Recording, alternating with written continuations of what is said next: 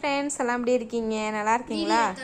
தம்பி பாருங்க ஊர் மேய்ஞ்சிட்டு நல்லா சுற்றுன்னு சுற்றிட்டு வந்து படுக்கிறதுக்கு வந்திருக்காரு. எங்கே தெரியுமா? இங்கே பாருங்க ஏசி ஓடிக்கிட்டு இருக்கு. மற்றவங்கெல்லாம் கொல்லையில் படுத்துருக்காங்க, இவருக்கு மட்டும் ஏசி ரூம் வேணுமா. வந்திருக்காரு அங்கேருந்து வந்து படுக்கிறதுக்கு. அது என்ன அக்கச்சியா மடியில்.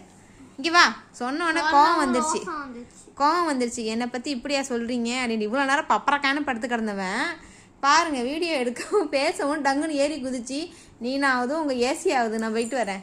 நைனா இங்கே வா, அம்மா ஒன்றும் சொல்ல மாட்டவா. இங்கே வா செல்லப்பில்ல, நீ என் தங்கம் தானே நீனு. ஏன் செல்லப்பில்லடி நீனு. ஆமாடி உன்னை அவன் சொல்கிறாளா ரீனா குட்டி? திட்டுறாளா உன்னைய? அம்மா உன்னை திட்டுவேனாடி தங்கம்? அம்மா உன்னை திட்டுவேனா? திட்ட மாட்டேன்ல.